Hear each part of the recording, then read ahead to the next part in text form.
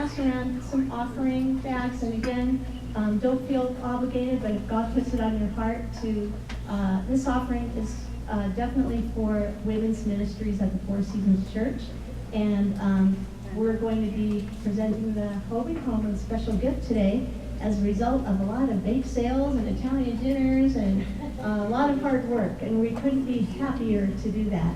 In fact, might as well just do that right now.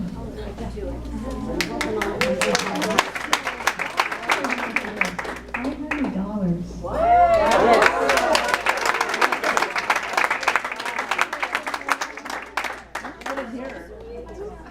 Stuff we didn't hear yet. Oh, we didn't hear it. At all? No. At all.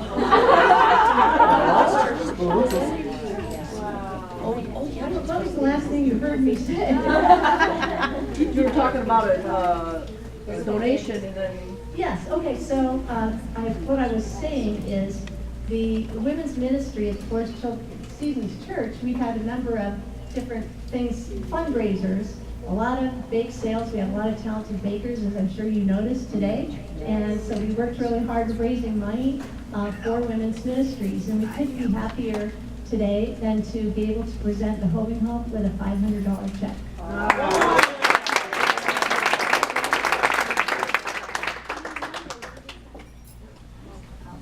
And the other thing I'm very happy about is to introduce our special featured speaker today, our star speaker. And this is Adele Campbell right here. Hey, Adele!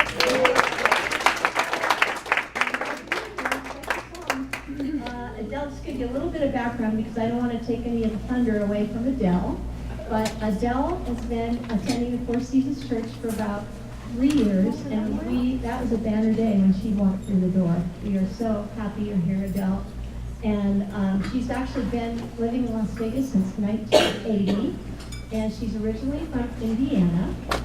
She's a respiratory therapist at Sunrise Hospital, and it's hard to believe it from looking at her, but she's been doing that for over 30 years. Must have been 5 when you started. Adele's husband passed away about 20 years ago, but Adele has a beautiful daughter, Emily, who's here with us today. There's Emily. And Adele has 5 beautiful grandchildren, and I have to say I know a couple of them pretty well because they've been in my Sunday school class, and they are the neatest kids ever, and they know their Bible like nobody's business. I have to try to, it's not easy to keep up with them. They are really, really good. They're terrific. Adele was raised Catholic, and the one thing, when I was kind of interviewing Adele to do this bio, one thing that Adele mentioned more than anything else, she said, "I love the Lord." And that just makes me cry. And that is Adele. It's really and that really just kind of sums it up, that she does love God, and it just shows in everything she is and everything she does. She's the best example of a woman of God who shines that I can even think of. Just like a star in the universe, just like the scripture, right? Because she's a true reflection of the love of the Lord. So here's our star, Adele. Thank you, Stephanie. And thank you, women of the Four Seasons Church, for allowing me to speak today. As you mentioned, I was raised Catholic. I was born in Indiana, and I just, my parents were devout Catholics, and they instilled a faith in God in me at a very early age, and I'm eternally grateful to it today. So I went to Catholic school through high school, and when I was in high school, I got a job in a rehabilitation center, and I worked 4 hours after school. And I liked this job, and went on to further my career as a respiratory therapist. Oh, there you go. Yay, friend. No, me, Sherry. Better? Yay. I was quite an emotional child when I was growing up. I was one who cried very easily. On my kindergarten report card said, "Adele cries often." In fact, about 10 years ago at work, when there was a decision that was made about a boss of mine, I started crying in front of his boss. So I brought in my kindergarten report card and said, look at this. A gal cries easily. Nothing's changed in all these years. But anyway, I was very inward, and at times still is a very shy, inward person. I was that quiet one. I was the one that if I would just be quiet, everything's going to be okay. You know, I'm kind of invisible. No one's going to see me. So as the quiet one, and getting into my high school time, a little, that rebellion that comes in, and so I got in trouble sometimes. Anyway, as I was about 23 years old, and I found myself pregnant. Now, how did that happen? Well, I was dating this man, and my parents knew nothing about it, because I didn't feel that they would approve of him. So, that quiet one, just not sharing much. So, obviously the truth had to come out, and we had made a plan to move to Las Vegas. I just felt that my parents wouldn't approve of my choices, and this man was 15 years older than me. Strike one. Strike two, he was black. Strike three, he had been married and divorced. And the last one was he was handicapped in a wheelchair. Well, moving to Las Vegas, as I looked, God has worked so much in my life. I drove out here, and it was like a 4-day trip, and it was but the following week that the car broke down, and had to get it fixed and everything. But that drive out here was beautiful. Most people go down the road of life, married life, one way. We went down another way. It was very beautiful. It was very rewarding, yet it was very challenging in some of the taking care of a person who's handicapped. He had many things that I had to do, just like exercising his legs and stretching them and everything. And I had to do this often. He went to therapy. I gave a lot of my life for this person, but I love this person. It was easy. It was an acceptance of this is what I need to do to make everything work. But there was one little thing that, as we go down the road of life, sometimes we make a little U-turn or go off the road. And Las Vegas had gambling. And I just knew that if I made enough money that maybe my parents would accept me, and for my choices in life. So here we are, no baby yet. Let's go out and gamble. So that was fun. It was entertaining. I could rationalize anything. We don't go out dancing. We don't go hiking or anything, so we can go out gambling. And little by little, over time, and I'm talking many, many years, this for me became an addiction. It was something that controlled me. I was no longer, what started off as a lot of fun turned ugly, and that sometimes in life, whether you want to call it the devil, the demons, the disease, whatever you want to call it, it starts off looking really, really pretty. Whether that's, physical stuff, cigarette smoking, alcohol, drugs, whatever, it's really pretty and it's a lot of fun, and then it comes to bite you. Well, that's what happened. It was controlling me. And again, I spent time with my husband. It wasn't like I went out by myself. We went together. But you start to lose yourself. You start to lose your soul in addiction. I've heard the term addiction called misguided worship. I started worshiping something other than the Creator. And it was something we do every weekend. Go out on our roles became a little bit opposite, where my daughter was born, and part of that was once the child's born, we won't gamble. Well, the child was born, we still went out and gambled. Well, once we buy a house, we got to pay for the house, we won't gamble. Well, still managed to do that. That addiction grabs hold of you. There's so many lines that you cross and say, I won't do this, and you continue to do it. And so it would be, going out at night, especially like a Friday night. I've worked all week, I deserve this. And I would go out and I would win. But I couldn't leave there without, putting all that money back.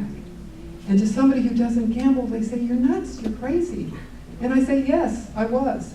But it was as if they were putting super glue on the seat that I was sitting on. I couldn't get off that seat until all the money was gone.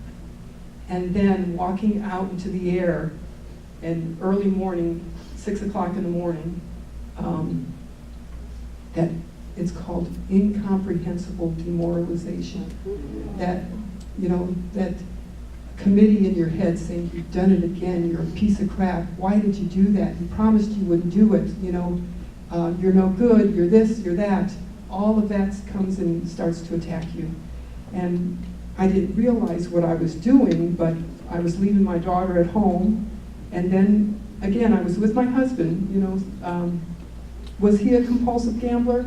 Probably was, but I was the one who was holding the purse strings. I was the one going to the teller, getting out more money. I was the one that was getting comp checks and paying for, the thinking of a person who is a compulsive gambler is skewed.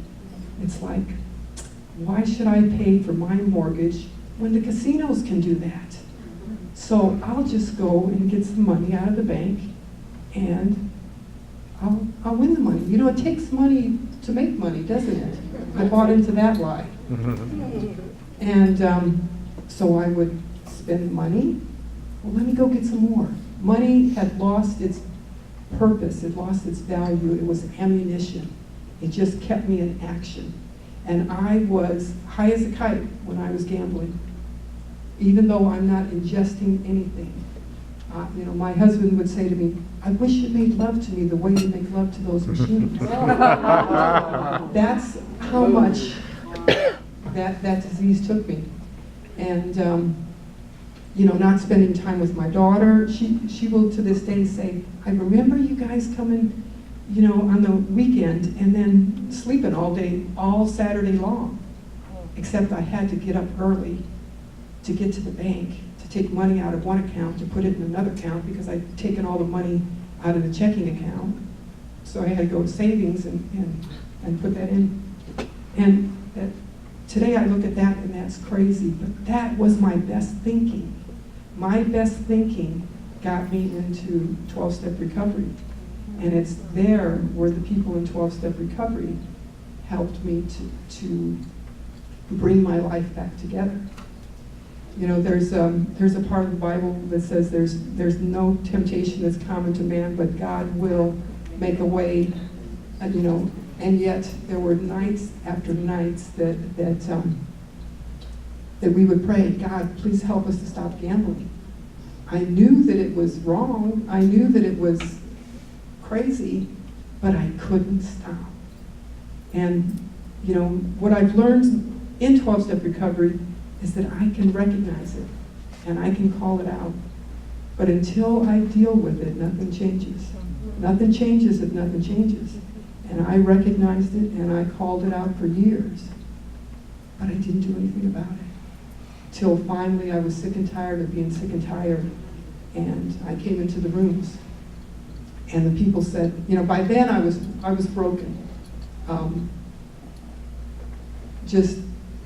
I couldn't trust anybody. I couldn't trust my God. I had prayed and prayed and prayed. I couldn't trust my God. I couldn't trust my family. They had disappointed me. I couldn't trust myself because I was just, spending $1,000 on Friday, wait until after midnight, taking out another $1,000 and just blowing it. I may as well have taken that money and just thrown it out to the wind because that's what I was doing. They say, why even work a job? Because all the money that you're doing, you're blowing it. So I came into the rooms and I heard stuff that I had never heard before. And they said, let us love you until you can love yourself. And I had built up so much of a wall that I couldn't even, at the end of these meetings, people hug each other, and I couldn't even do that. I was like, oh, time to go, I gotta run out of here, just not to hug people. But through, God put me back together through a bunch of sick people. You know, there's a part that we say that says, I sought my soul, but could not see. I sought my God, but he eluded me. I sought my brothers and sisters and found all three. And it's in those rooms, I am just totally sold on 12-step recovery. Now, there's some churches who believe, oh, you don't need that, you just need God. He'll help you, and God has helped people in many different ways. And some people, he's miraculously taken an addiction from them, and that is good. In my case, I needed those people to help me to reconstruct my life. I learned that I'm an all or nothing type thinker. I learned that I had carried a lot of resentments, and I had to let a lot of resentments go. I had to first of all recognize that my life was unmanageable. And the second thing is, there's a step in there that says, came to believe that a power greater than myself could restore me to a normal way of thinking and living. AA says sanity, but thinking and living. So I had to come, first of all. I had to come, and I had to come to. And I had to come to believe that there was a power greater than me. They said either God is or he isn't. And I also learned that there is a God, and it's not me. That ego, those first few steps are ego deflating. I had to realize that, I thought I was in so much control. I thought I had this life down pat. And I realized that I'm in very little control, that there's a power greater than me. Just as the power here of who's here is who's meant to be here. No matter who arranged all the work that they've done, it's God who ultimately, who's put the people here. And I just pray that you get something out of this. Then I had to turn my will and my life over to my God. And that's what I do daily. I get down on my knees, and it's called a third step prayer, where I offer myself to my God, and I say, free me from the bondage of self. It's me who's trying to hurt me. I have met the enemy, and the enemy is me. It's all that crazy thinking. They said you have to change your way of thinking. And I didn't know. I knew how to gamble, but I didn't know how not to gamble. And that's what the people taught me. They taught me how to do that. And they taught me how to deal with resentments.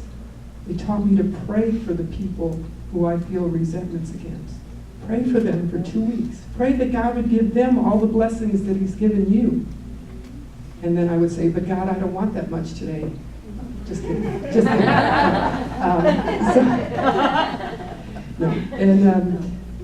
But if you pray for that for 2 weeks, if it doesn't work, keep praying. Keep praying until something happens. And I've learned forgiveness. Forgiveness is for me.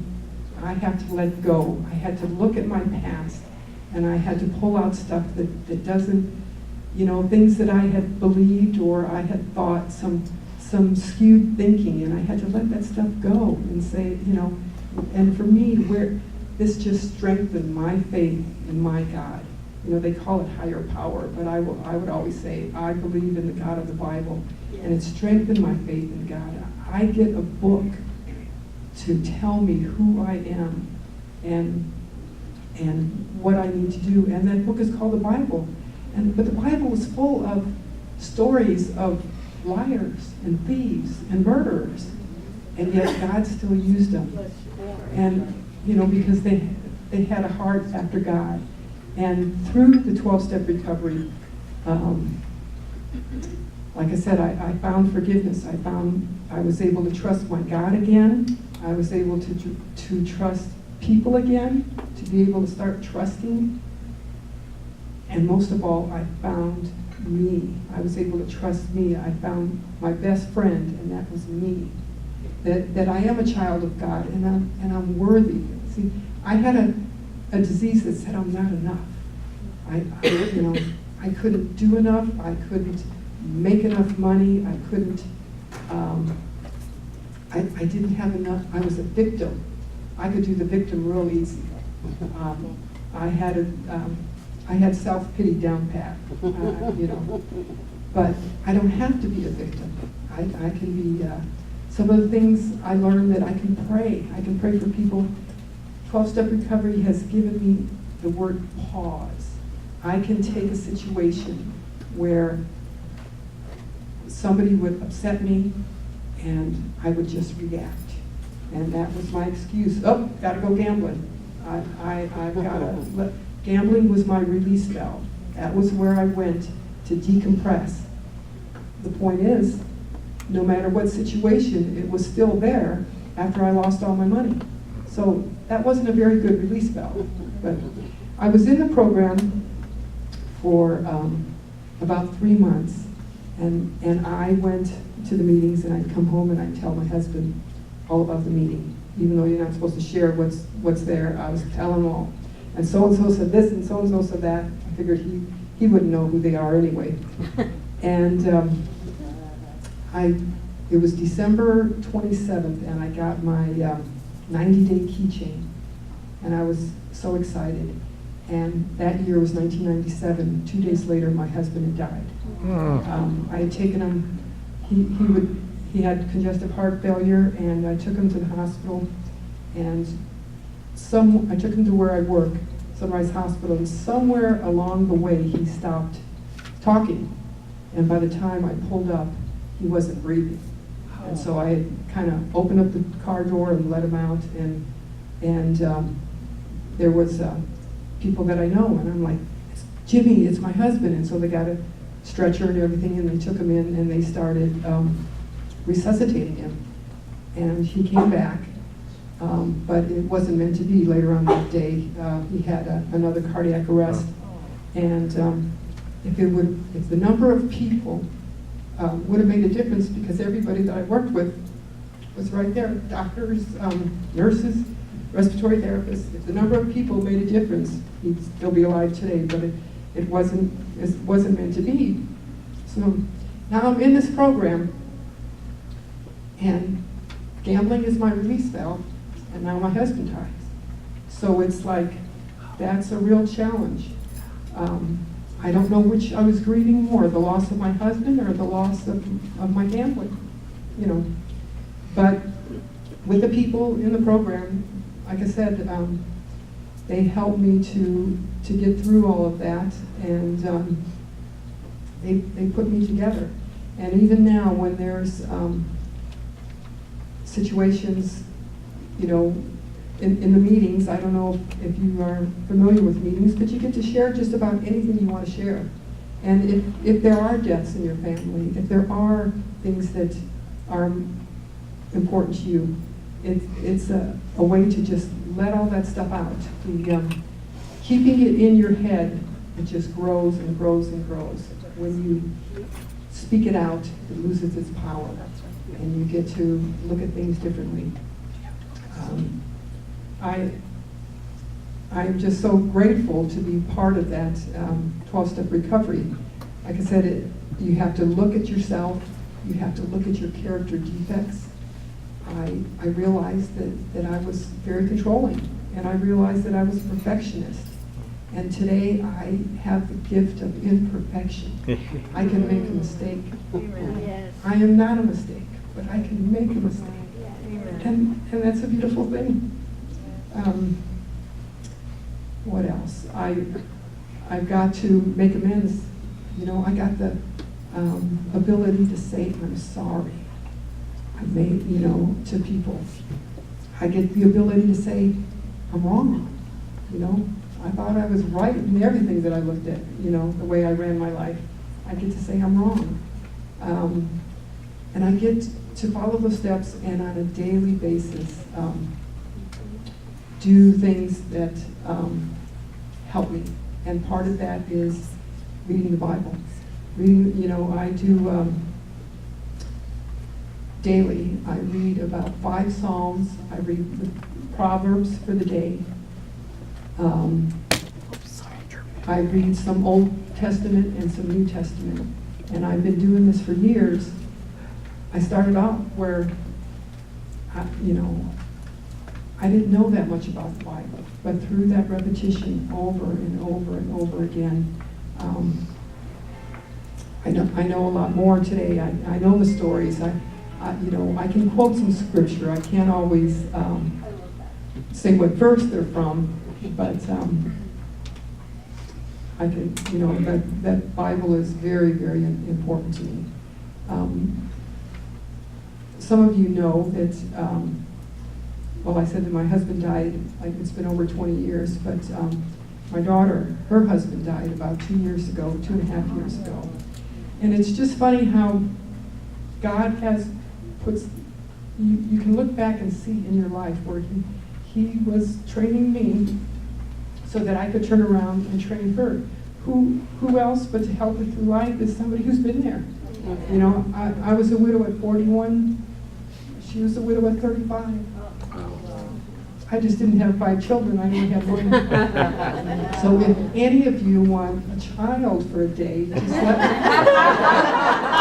you know, there is no charge.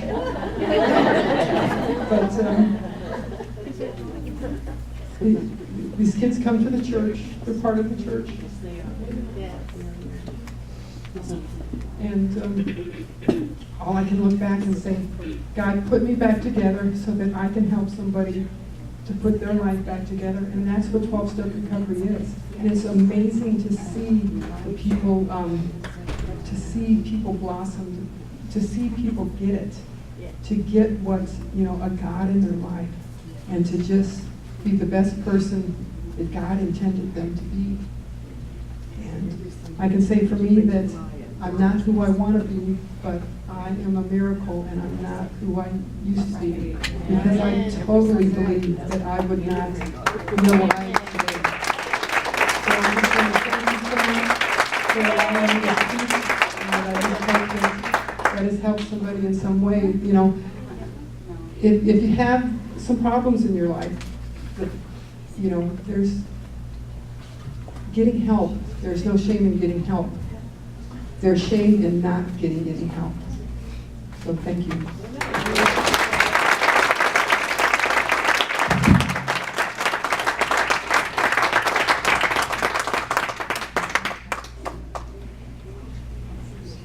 Thank you, Adele. This is a little gift for you, our shining star. Thank you. Love that woman.